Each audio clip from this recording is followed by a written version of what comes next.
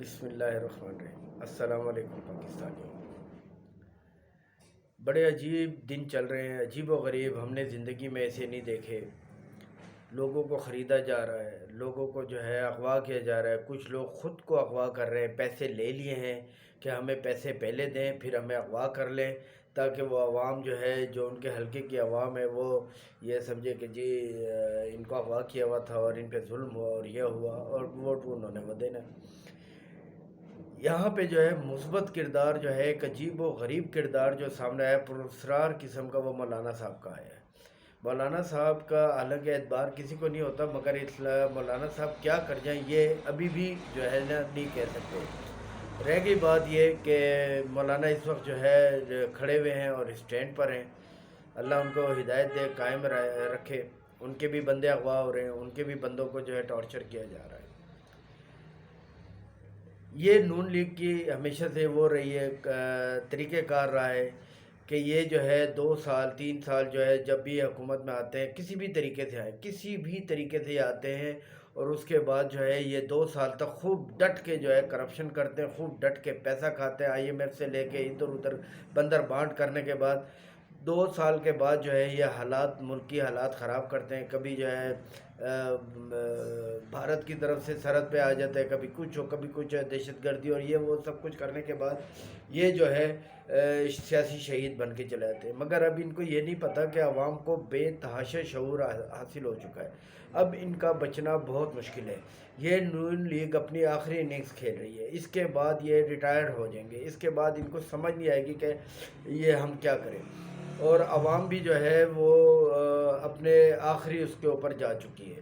عوام جو ہے زیادتیوں پر زیادتی، زیادتیوں پر زیادتیاں برداشت کر کر کے اب عوام کے اندر بھی ایک لاوا پھٹ رہا ہے، تو وہ لاوا جب پھٹے گا تو اس کا جو ہے اس کا سامنا کوئی بھی نہیں کر سکتا۔ رات حیدرآباد میں جو بلاول نے تقریر کی، وہ انتہائی مایوس کن تقریر تھی، بہت غلط تھی، کھلی دھمکیاں دی، عوام کو دھمکیاں دی، عوام کے نمائندوں کو دھمکیاں دی گئی ہیں باقاعدہ طور پہ کہ مجھے جو راستہ پسند نہیں ہے میں وہ کروں گا۔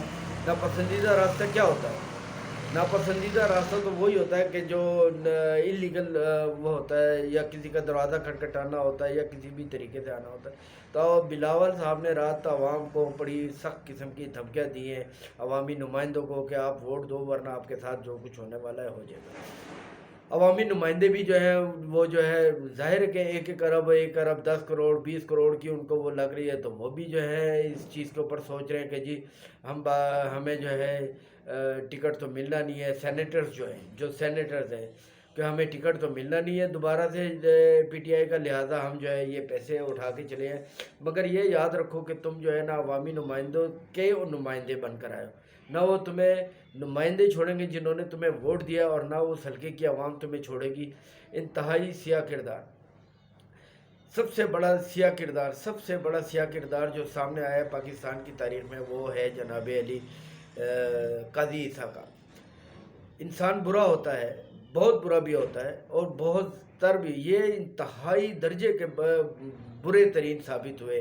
انہوں نے نہ صرف جو ہے نا ان کے رہز ہے خاندان کی جو تھوڑی بہت عزت تھی وہ بھی انہوں نے گوائی، اور بڑا سیاہ کردار آیا ان کا سامنے۔ اس کو نہیں چاہیے تھا کہ اس قسم کی جو ہے نا وہ کرتے، اپنی سیٹ یا پیسہ ہی سب کچھ نہیں ہوتا، اللہ کے بندے زندگی گزارنی ہوتی ہے۔ کاش تمہیں جو ہے نا اس چیز کا احساس ہوتا کہ تمہاری آنے والی زندگی جو ہے، آگے کی زندگی جو ہے، جو بقایا رہ گئی، وہ کتنی دردناک ہوگی، کتنی شیمفل ہوگی۔